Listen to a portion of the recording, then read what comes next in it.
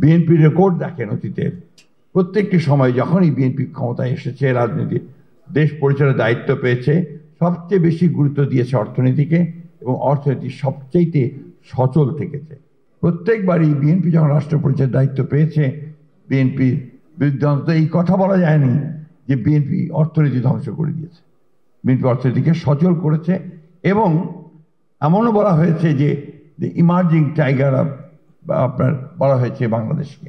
1975 সালে যখন আপনার পট পরিবর্তন হলো, তো সেই সময় অনেকে ভেবেছিল যে তারপরে বাংলাদেশ বোধহয় ডুবেই যাবে, কিন্তু শহীদ প্রেসিডেন্ট জিয়াউর রহমান সাহেব কিন্তু টেনে উপরে তুলেছিলেন একটা বটমলেস বাস্কেট থেকে, সেটাকে তিনি একটা সম্ভাবনার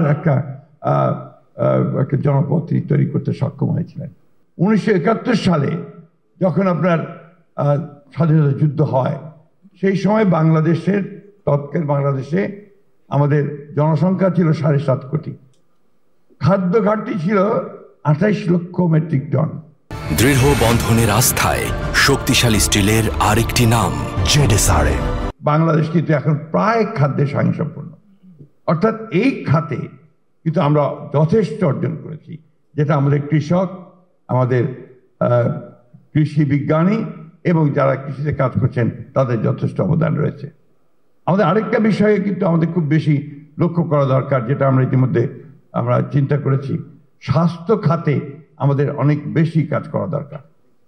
একই সঙ্গে যে বিষয়টা সবচেয়ে বেশি প্রয়োজন, শিক্ষা খাতকে একেবারে আমূল পরিবর্তনকে আমাদের জনগণের উন্নয়নের উপযোগী করার জন্য সবচেয়ে বেশি শিক্ষা খাতকে ঢেলে সাজানো দরকার।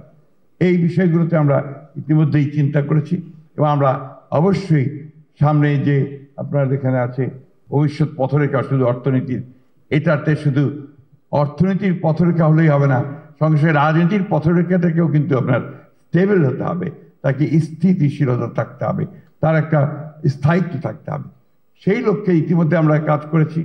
আমরা সবাই জানি যে আমরা আপনার এই যে রিফর্মসগুলো করেছি, তার চার্টারে সই করেছি, ঘোষণাপত্রে সই করেছি এবং একটা জিনিস আমি খুব পরিষ্কার করে আপনাদের সামনে বলতে চাই যে বিষয়গুলো আমরা সই করেছি, রিফর্মসের যে প্রস্তাবগুলো এসেছিল, এ সব কিন্তু আমরা অনেক আগেই দিয়েছি।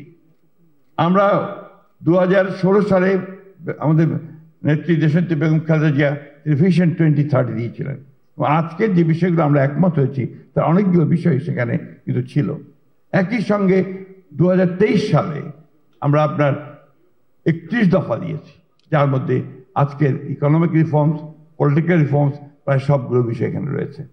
সামগ্রিকভাবে আমরা বাংলাদেশকে সবসময়ই আমরা একটা নতুন বাংলাদেশ শুধু নয়, আমরা একটা সমৃদ্ধ বাংলাদেশ হিসাবে দেখতে চেয়েছি।